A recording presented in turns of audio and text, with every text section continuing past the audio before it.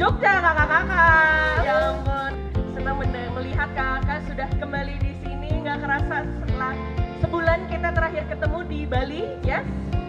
Bekal pemimpin ini pergi ke Jogja untuk melakukan proses perenungan atau kontemplasi. Konon ya teman-teman ya, sumber tiang energi bumi itu adanya di Jogja katanya.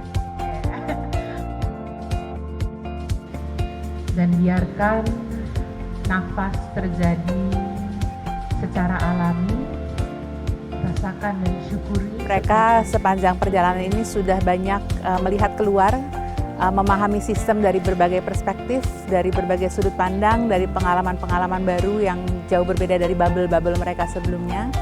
Namun mereka perlu sekarang melihatnya bukan keluar tapi ke dalam. Menyapa tubuh kita dari ubun-ubun hingga ke wajah. Nah, ini yang mungkin paling baru bagi saya gitu. Kita bicara soal kepemimpinan bukan bicara soal hanya teori, bukan hanya kognitif, tapi bagaimana melihat ke dalamnya.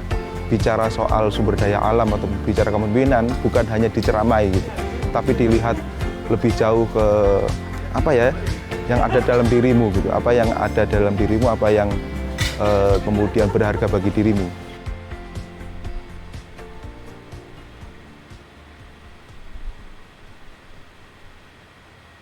Fokuskan perhatian pada titik di antara kedua alis. Perlahan-lahan pejamkan kedua mata.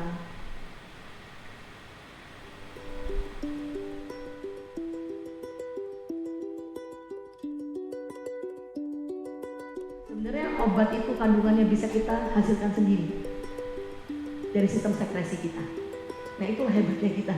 Jadi semua yang kita butuhkan itu kita bisa produksi. Kita diajarkan untuk bisa menerima ketidaknyamanan, kemudian kita bisa melihat potensi sejati dari kita sendiri. Kemudian di sini saya diajarkan untuk terhubung kembali dengan jati diri saya, mengapa saya ada di sini, kemudian apa kontribusi saya selama ada di dunia ini.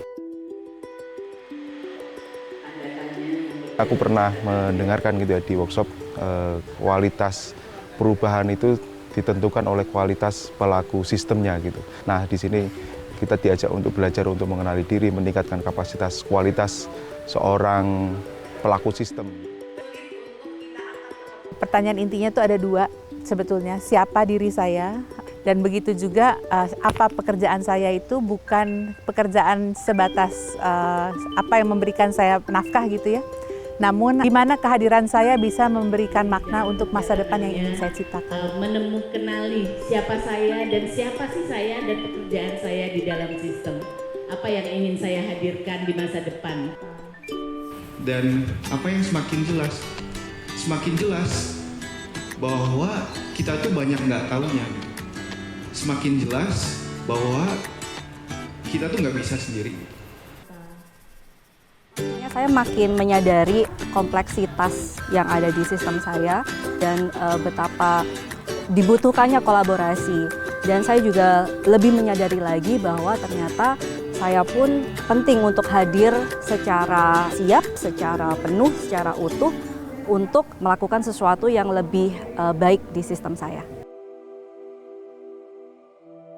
Untuk tetap bisa berdampak, tetap bisa memberi makna, memberi manfaat dalam kompleksitas, maka apapun yang dilakukan harus diawali dengan kesadaran diri dan beri kolaborasi yang menyentuh akar permasalahan sehingga kita bisa melihat dampak yang transformatif bagi elemen sistem yang mungkin selama ini tidak punya suara untuk memperjuangkan hak-haknya.